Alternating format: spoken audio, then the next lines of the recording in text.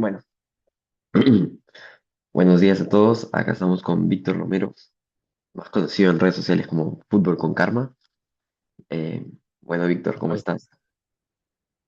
Bien, muy bien. Encantado de poder tener una charla de fútbol. Bueno, Víctor, ¿es común que la gente sea hincha de los grandes de Europa o apoya las selecciones más tradicionales como Argentina, España, Alemania, las copas del mundo? Ujú. Pero tú siempre propones el otro fútbol. ¿Cómo nació tu foco por seguir estas selecciones poco comunes o más exóticas, por así decirlo? Es la pregunta realmente. Siempre digo lo mismo, no hay un momento en el que nazca. O sea, es muy complicado pensar que alguien se levanta una mañana y decide, hoy voy a hinchar por esta selección, por esto, no lo sé. Realmente no hay un porqué, no hay un momento. Te pongo ejemplos, desde que era muy, muy pequeño y jugaba videojuegos tipo FIFA 98, por ejemplo, que tenía todas las selecciones, pues siempre iba a buscar la que peor rating tenía. Por ahí estaba Vanuatu, por ahí estaba San Marino, qué sé yo, las de siempre. Y uno va creciendo, uno se va interesando por el mundo, obviamente sigue siendo fanático del fútbol y se da cuenta de que el fútbol ayuda a explicar muchas cosas del mundo y que eso es lo que realmente le llena. Entonces, pues no sé, fue todo una evolución natural realmente. Creo que tampoco hay otra manera de hacerlo. Como digo, me parece un poco extraño pensar que alguien se va a levantar una mañana y va a decir voy a hinchar por Curazao en el Mundial o qué sé yo, San Marino. Entonces, porque te gusta lo diferente, porque siempre te das cuenta de que se habla siempre de lo mismo y en un campo tan amplio como el fútbol hay muchísimas historias que contar. Y bueno, pues ahí un poco, así un poco nació. Realmente no hubo un momento, sino fue una evolución natural desde que era pequeño. Siempre tuve esa curiosidad.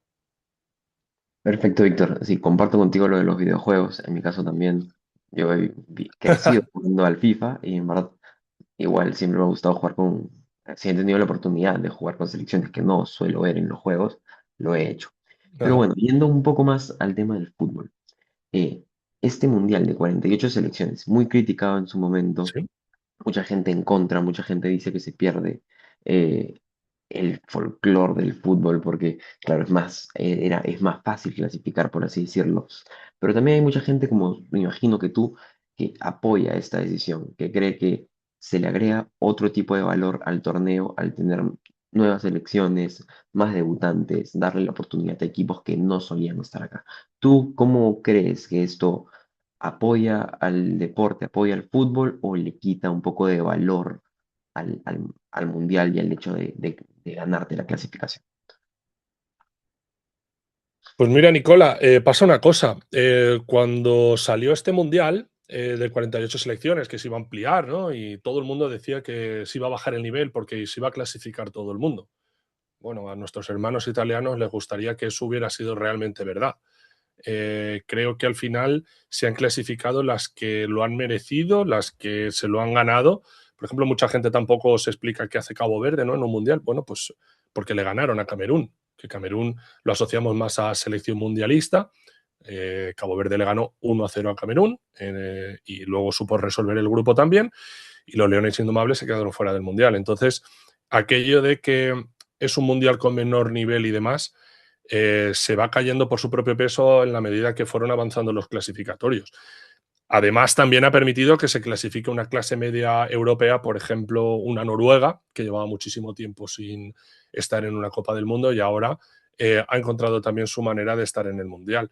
Creo que al final no baja para nada el nivel en el sentido de que están todas las grandes del Mundial. Y sí lo ha hecho más, un Mundial mucho más abierto, mucho más democrático. Ha llevado la élite del fútbol a sitios donde jamás habrían pensado con alcanzar, mismo Cabo Verde, mismo Curazao, Jordania, son sitios en los que en su vida jamás habrían podido soñar con estar en un mundial y eso se ve en el momento de que, como he tenido la fortuna de poder estar en esas clasificaciones para los mundiales, en cada una de ellas, te das cuenta de lo importante realmente que es para ellos. Obviamente a estas selecciones no se les va a pedir que gane el Mundial, pero las selecciones que sí se les va a exigir ganar el Mundial también están en la Copa del Mundo. Con lo cual, yo creo que es totalmente normal y pueden convivir la ilusión de ser una pequeña selección que acude a una Copa del Mundo. Bueno, pues que ya es un éxito para ellos, están en la Copa del Mundo simplemente con estar clasificados, junto con otras selecciones que, lógicamente, su objetivo es otro mucho más grande. Y después, esto también le añade a la fase de grupos este punto de, es que es un grupo tan asequible que no puedo fallar. Por ejemplo, no sé, se me ocurre el grupo de Bélgica, que tiene a Egipto, tiene Irán, tiene Nueva Zelanda. Bélgica no puede fallar en ese grupo. Entonces, ahí es donde entra un poco la presión del no puedo fallar, contra la ilusión del no tengo nada que perder. Entonces, eso también va a ser muy bonito. Sí, por ejemplo, para que no sea todo tan bonito, sí, por ejemplo, no estoy muy a favor de que en los mundiales se clasifiquen las terceras de cada grupo. Creo que, o sea, al final de la fase de grupos va a ser bueno, va a llegar muchos partidos que ya estén resueltos, va a haber muchos partidos que con un empate se van a clasificar las dos selecciones implicadas. Entonces, creo que aquí lo que ha pasado realmente, esto lógicamente es opinión mía, es que la FIFA lo que quiere es el Mundial de 64. Viste que ya estamos para el Mundial del 30, ya se está empezando a hablar desde Conmebol, ¿no? Que se ha hecho esa propuesta de que se amplíe. Creo que realmente el Mundial de 64 era el objetivo real de la FIFA, lo que pasa es que no se atrevían o sea, sí, a duplicarlo de una, pasar de 32 a 64. Porque el Mundial de 64 te elimina todas las terceras, te hace todos los grupos y pasan primera y segunda. Con lo cual, ahí tendrías que estar peleando hasta el final en el viejo formato tradicional y te quitas esta historia de las terceras, el no saber muy bien cuáles son estos cruces de 16avos de final, porque va a depender de qué terceras se clasifiquen para ver quién juega contra cuál. Pero sí creo que le añade, bueno, pues otra manera de vivir un mundial basado en esta ilusión de las pequeñas. Lo que sí tengo clarísimo es que la ampliación a 48 selecciones no baja el nivel de un mundial, porque todas las grandes selecciones que estaban en un mundial siguen estando. Y luego ya se ha visto que no se ha clasificado todo el mundo. Aquello de que iba a haber un poco barra libre de acceso al mundial, bueno, pues que se lo pregunten a Jamaica, que se lo pregunten a Italia y que se lo pregunten al propio Chile, si queréis, allí en Sudamérica. Sí, es verdad. También que nos lo pregunten a nosotros. Nosotros también pensamos que con 48 selecciones íbamos a ir sin duda al Mundial y no hemos ido. Entonces, Claro. entonces son cosas También, que... sí, sí, es el caso de Perú. No he querido ahondar tampoco para no hacer daño, No, pero pero sí, o sea, y más en el clasificatorio con Conmebol, que vais prácticamente la mitad allí. Entonces, tal cual. luego, lógicamente, aunque la posibilidad de cupo esté ahí, después la tienes que ganar. Y una vez está la posibilidad de cupo y alguien la gana, oye, con sus reglas la ha ganado. La propia Jordania, por ejemplo, en Asia, se clasificó directamente y tuvo que mandar, creo que fue a otras tipo, hablo un poco de memoria, pero creo que fue Australia y Arabia Saudí, algo así, tuvieron que hacer como una mini repesca interna porque Jordania se clasificó directamente tipo Cabo Verde en África. O sea que también se hubieran clasificado con el formato anterior. Así que, bueno, hay que sobre todo respetar el fútbol. Y tocando un poco estas selecciones, Víctor, en el caso de la CONCACAF, selecciones Sí. como Curazao y Haití se han clasificado al Mundial. Haití ha vuelto después de varios Sí. años y Curazao se ha clasificado por primera vez. Curazao eliminó, no lo eliminó, pero mandó a Jamaica a un repechaje y se logró clasificar directo. ¿Cómo, cómo ves tú este logro de estas clasificaciones en la evolución del fútbol en este tipo de países en el cual la infraestructura no es muy buena? Bueno, creo que en el caso concreto de Curazao se avivaron mucho en cuanto a abrirse al fútbol. Curazao como tal es una selección muy joven, porque apenas forma parte de FIFA, creo que fue de 2010, que cogió el cupo de Antillas Holandesas. Y entonces se avivaron a nacionalizar futbolistas que han crecido realmente dentro del sistema piramidal de fútbol de Países Bajos. Entonces, ahí está esa dicotomía, ¿no? De país cuya selección realmente prácticamente nadie o solo un futbolista, creo, nació propiamente en el territorio. La gracia está en que los propios del país la sienten como suya y ahí es donde nosotros desde fuera no podemos decir nada. habrá mucha gente, ¿no?, que critique esto de que no, es que claro, es que fichan futbolistas de fuera y los incorporan.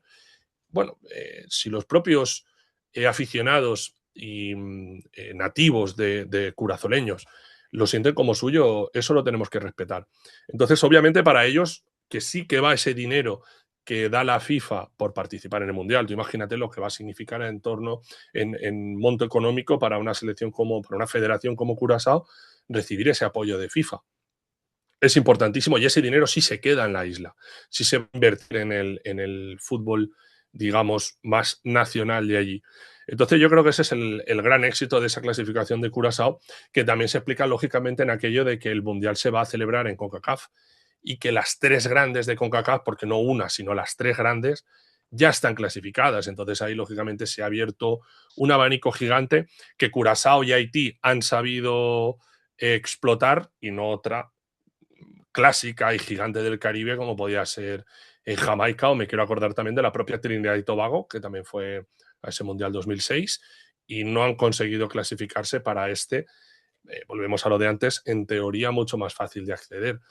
Entonces, creo que son situaciones en las que propio Haití, ¿no?, tal y como está el país, en un estado fallido de guerrillas, un país donde ninguna aerolínea se quiere hacer cargo de jugar allí, que lo han tenido que jugar todo como visitante porque no pueden ejercer como locales en su propio territorio.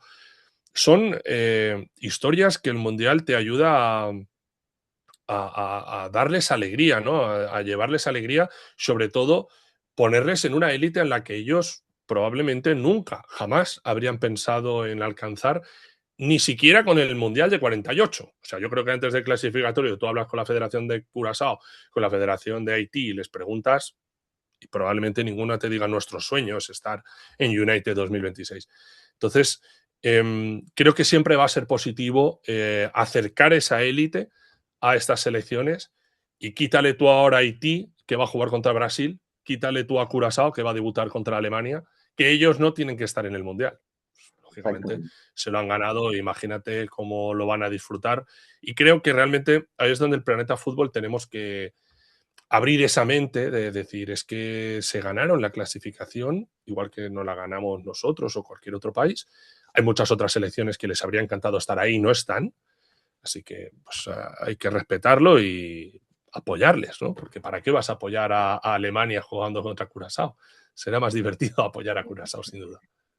Comparto tu opinión, Víctor. El rastreo en la diáspora. Buscar jugadores que han nacido fuera del territorio de tu país. Justo lo acabamos de hablar hace un ratito, pero tenía una pregunta al respecto. Sí. ¿Qué postura tienes tú ante esta tendencia? Porque ¿crees que le quite identidad al fútbol local del país o es algo natural ya con la globalización que tenemos en el mundo, aparte del fútbol? Creo que es una pregunta que realmente no tiene una respuesta válida. O sea, creo que aquí, como federación de fútbol, hablemos en este caso de la de Curazao, incluso la de Haití mismo, el Congo mismo, no nos tenemos que ir tampoco a las más bajas. Son armas y tienen que jugar contra ellos. Volvemos a aquello de un equipo grande si defiende pero gana, es lícito defender, cada equipo juega con sus armas. Entiendo que habrá seguro algún nativo, algún nacional que diga, no me representa esta selección. Pero yo lo que sí te puedo contar es lo que yo viví, tanto en Cabo Verde como en Curazao, no realmente en Curazao, sino en Jamaica, pero con toda la delegación de Curazao y demás.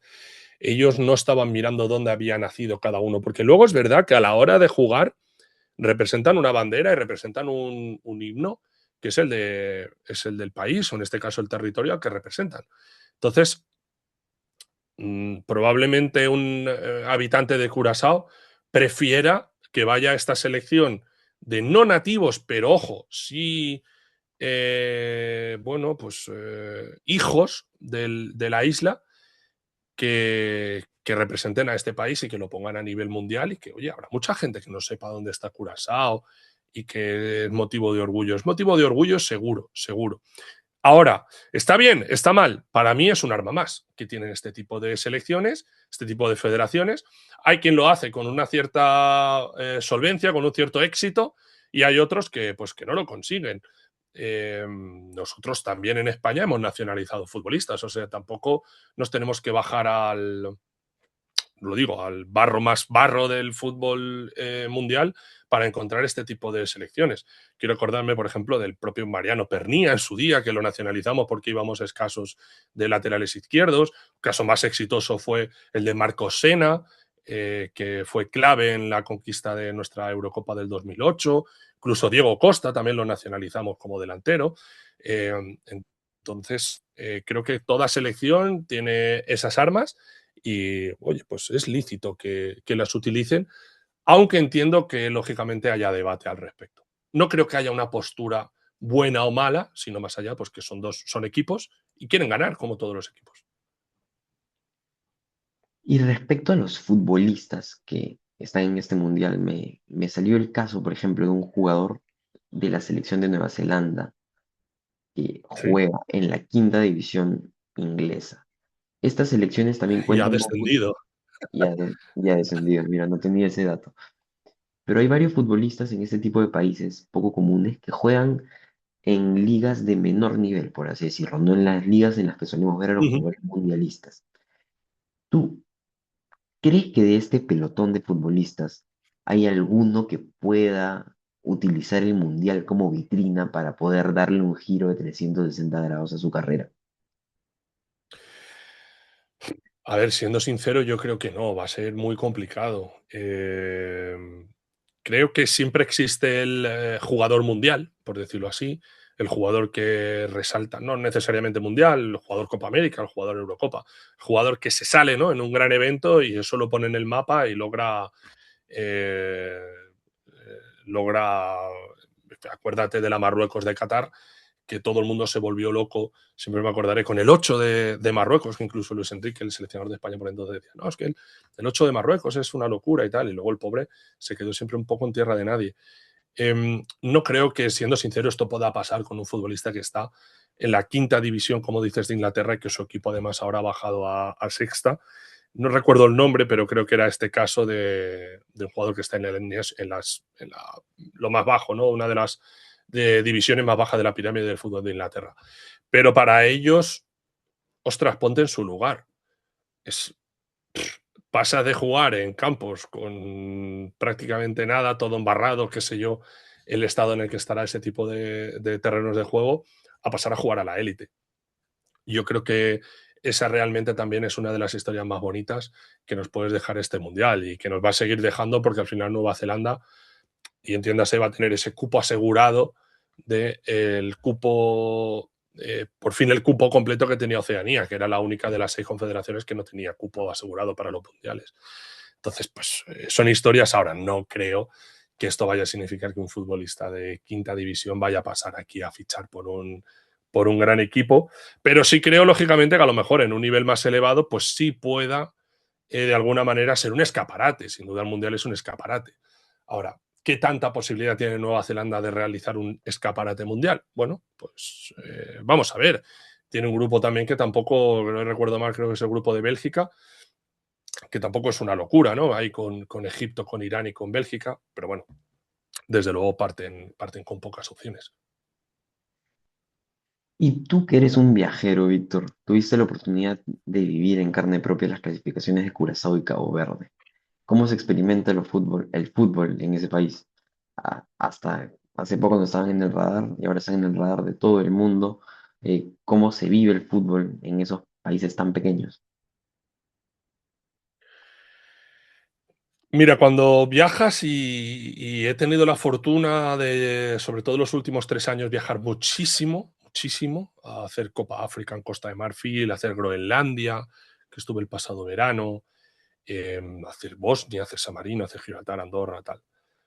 em, Mil sitios. Te das cuenta de que el Nepal, cuando estuve también, Guam, te das cuenta de que el fútbol realmente es un idioma común. O sea, no hay una pasión por el fútbol mejor que otra. Esto te das cuenta cuando viajas, cuando la de Curazao la pude vivir desde fuera porque al final se clasificaron en Jamaica. Pero la de Cabo Verde sí estuve allí. Entonces, esa pasión de clasificación de Cabo Verde no es nada diferente a la que vosotros pudisteis tener en el anterior mundial que os clasificasteis. Hablo de Perú, de cómo nos emocionasteis a todo el planeta, además de la manera que os clasificasteis tantísimos años después y demás, y que realmente supisteis enseñar al mundo lo complicado que es clasificarse y el valor que tiene clasificarse para un mundial. Ahora te hablo de España. Aquí no le damos valor a clasificarte para un mundial porque lo tenemos como totalmente aceptado, ¿no? Totalmente normalizado que España va a estar en el mundial. Luego vuelvo al caso de Italia, al caso de Países Bajos, que hace poco tampoco fue. Eh, esa pasión de vuelta a un mundial, cuando Italia eventualmente se vuelva a clasificar a un mundial, vamos a ver si para el próximo lo consigue, esa pasión de clasificación, de por fin nos hemos clasificado, va a ser igual que la de Cabo Verde o la que tuvisteis vosotros, repito, como Perú clasificándose para un mundial. Fue la misma que tuvo Cabo Verde, no fue menos, no fue. Era un estallido de orgullo nacional a través del fútbol, de poder decir, por fin somos parte de algo que siempre hemos visto por la tele, de algo que parecía que siempre estábamos condenados a verlo de la tele. Entonces, creo que el fútbol es un elemento de pasión común en todo el mundo, como hay muy pocos, si no es el único, que lo hay, y que te permite establecer conexión con toda parte del mundo. Me pasó, por ejemplo, en el Mundial de Qatar estar en la grada y me tocó un aficionado de Irán, en Inglaterra-Irán, recuerdo, aquel partido, y ¿de qué voy a hablar yo con esa persona? Pues oye, salió que el aficionado era muy fanático de la Liga Española y por ahí estuve 90 minutos hablando con el aficionado iraní, como puedo estar hablando contigo ahora, como puedo estar hablando con cualquier persona de cualquier parte del mundo que es realmente aficionado al fútbol. En estas semanas hemos visto cuando el Arsenal ha ganado la Premier League, cómo media África se ha echado a la calle. Como Kenia han llenado las calles sintiendo ese triunfo como suyo. ¿Qué tiene que ver el Arsenal con Kenia? Pues nada, tiene nada que ver. Pero eso, para esos aficionados lo sienten como suyo y vuelve esta pasión por el fútbol de la que te estoy contando, que se genera cuando se clasifica una selección de este estilo para un mundial. Creo que es muy bonito, creo que te hacen sentirlo como parte suya, te enamoras del país, salvo en el partido contra España, lógicamente voy a morir por Cabo Verde en el mundial, y te hace sin duda sentirlo tuyo y apoyarles y desear que por favor le vaya lo mejor posible a este tipo de selecciones, que puedan soñar con clasificarse para estos 16avos de final, aunque sea como tercera, claro. Y bueno, viendo la otra cara de la moneda, selecciones como Surinam, Kosovo, Nueva Caledonia o la propia Bolivia acá en Conmebol se quedaron a puertas de llegar a este nuevo mundial. Desde tu perspectiva, ¿qué crees que le faltó a estas selecciones para lograr el sueño mundialista? Uf, es muy complicado, Nicola, porque realmente todas estas selecciones se quedan fuera por nada. O sea, realmente Bolivia que perdió la final 1-0 fue, ¿no? La final del, 2-1. no recuerdo, 2-1, bueno, pero sí, diferencia de un gol. También Surinam se queda fuera, que perdió la propia Nueva Caledonia, creo que se queda fuera también por nada. Quiero decir, no son goleadas que son 5-0. No hay realmente un por qué les falta. Bueno, a Bolivia tal vez le falta el alto, ¿no? Por aquello de la altura y demás. No, pero es que la diferencia en este torneo clasificatorio de estar y no estar es tan mínima. O sea, al final, República Democrática del Congo está después de haberle ganado a Nigeria. Con el plantel que tiene Nigeria, y va y le gana a República Democrática del Congo, y no solo allí, no solo en esta última ronda africana, sino que también gana la repesca final. Se tienen que dar muchas situaciones, incluso Jamaica se cae, ¿no? Con el proyecto que habían hecho con McCarthy para por fin alcanzar una Copa del Mundo, que como habíamos hablado, más cupos que nunca para CONCACAF, quitando las grandes selecciones, tenían un proyecto hecho para clasificarse para el Mundial, mucho nacionalizado también, volvemos al tema de antes, pero no te sé decir, no creo que haya un porqué, creo que afortunadamente hay una parte del fútbol que no es analizable, que no es como hemos fallado en esto y como no hemos hecho esto bien, por esto no nos hemos clasificado. Creo que también al final hay una parte ahí de, no sé si de azar, pero sí de deporte, que no se puede trabajar previamente, ¿no? Porque si no, todo el mundo quedaría empate, porque todo el mundo lo haría tan bien que no fallarían en nada y sería empate. Entonces, el balón entra en determinados momentos para una y para otra. Eso no significa que la que pierde lo ha hecho peor que la que ha ganado. Simplemente en ese partido concreto sí ha hecho peor no marcar más goles que el rival y por eso se ha quedado fuera. Pero en un proceso largo como es una clasificación por el Mundial, creo que no hay un punto en el que tú puedas decir, no, es que esto se ha hecho mal. Propia Venezuela, ¿no? ¿Qué tiene que hacer Venezuela ya para ir al Mundial? Parecía que este podía ser, empezó muy bien, tenía una generación de futbolistas muy buena, venía trabajando muy bien también en las inferiores de años atrás y realmente luego no tiene ese traspaso a la selección mayor, no solo eso, sino que se queda fuera muy pronto. Entonces, eh, no sé si realmente hay un porqué. Lo achacaremos al deporte, ¿no, Nicola? Lo achacaremos a aquello de que, bueno, pues que tienen que seguir intentando, que Bolivia se ha quedado a las puertas, en este caso de Bolivia, o Surinam, fíjate tú, Surinam a las puertas de un mundial. Es que, claro, es que es muy loco, que es algo que hace poco sonaría imposible. Entonces, es deporte y, bueno, simplemente pues el rival marcó más goles que tú. O sea, hay que poco que hacer ahí con eso. Propio, no hace falta tampoco que nos vayamos a clasificaciones al Mundial. El otro día es que justo lo hablaba con un amigo, ¿no? De, vamos a volver a ganar el Mundial con España, ¿no? Y dices, es que al final el Mundial de 2010 lo gana España ganando todas las eliminatorias 1-0. O sea, te plantas en octavos 1-0, cuartos 1-0, semis 1-0, final 1-0. Aquel partido contra Paraguay fue terrorífico. Entonces es como, pues igual que lo ganas, lo podías haber perdido en cualquier momento y le aplaudes igual. Habría sido sin duda una generación irrepetible, pero el fútbol tiene también estas cosas de insondable, de no analizar. Y a mí me gusta también eso, siempre me gusta esa parte de, no de azar, pero sí de, bueno, de deporte, al fin y al cabo. Y yéndome un poco a otro tipo de países, como el caso de Bosnia, o bueno, el caso del ya mencionado Haití, son países Uh que -huh. han sufrido, o en el caso de Haití, sufren problemas políticos, problemas en su propio territorio. ¿Tú crees que el fútbol es una herramienta que ayuda a sanar o durante estos días de mundial, es la gente de Haití, en el caso particular, se va a olvidar un poco de los problemas en los que está su país? Mira, Nicola, cuando fui a Jamaica, al Jamaica Curazao, la historia de ir a Jamaica era que 2 semanas antes habían sufrido el peor huracán de su historia. Y Jamaica es una isla, bueno, así bastante alargadita, y la mitad oeste había quedado totalmente arrasada por ese huracán. Entonces, digamos que todo el país estaba arrimando el hombro, incluso ayuda internacional hubo allí para, bueno, pues echar ese cable de reconstrucción del país. Los jamaicanos me decían que el partido necesitaban, el partido recuerdo que era martes, yo estaba allí desde el viernes de la semana anterior, todos me decían, por favor, que llegue el martes ya, porque realmente no se olvidan de sus problemas, porque tú no eres incapaz de anular ese dolor o esa situación que por desgracia es intrínseca a su vida en el caso de Haití o en el caso de Irán, por ejemplo, ahora con la guerra precisamente de Estados Unidos. Pero sí que ellos me decían que necesitaban que llegara el partido para durante 90 minutos no pensar en otra cosa.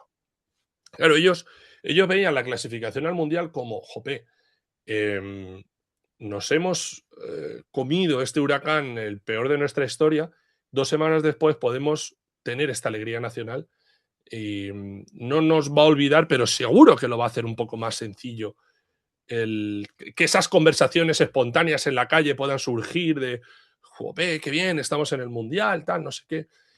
Creo que sí ayuda a eso, pero pensar que puedes hacer olvidar y todo esto es muy complicado porque realmente son situaciones muy complicadas de vivir, pero seguro es un agente de ayuda a saber llevarlo mejor. Eso sin duda, y el fútbol es volvemos a lo del principio, es una de estas agentes tan bonitos en el mundo que ayuda a tantísima gente y que sí puede hacer que durante 90 minutos lo vivan de otra manera. Y luego ya si gana, no fue el caso, los pobres de Jamaica, no les salió muy bien a los pobres aquello, pero ni siquiera después en el repechaje de marzo, pero bueno, era su ilusión también y seguro que les ayudó en su momento algo a llevar lo mejor posible. Bueno, Víctor, para ir cerrando, te hago dos preguntas más. ¿Vale? Después de tantos años, por así decirlo, en tu caso, remando contra corriente, alentando equipos que nadie alienta y viajando a lugares a los que nadie viaja a ver fútbol, ¿qué se siente Sí. que ahora el mundial por fin sea un mundial, por así decirlo? Porque antes siempre iban las mismas selecciones, ahora van muchas más. Para mí ahora es efectivamente un mundial. Y que por fin se parezca a lo que tú siempre mencionas del otro fútbol y lo que defiendes. Aquí hay una dicotomía. No podemos tampoco tener vendas en los ojos. La FIFA no lo hace por eso. La FIFA lo hace por el dinero. O sea, al final, abrir el mundial es generar más dinero. En el caso de Infantino, generar más votos. Ese es el porqué. O sea, si cerrar el mundial diera más dinero a la FIFA, lo cerrarían. Porque al final es un producto. No podemos tampoco jugar con esa venda en los ojos.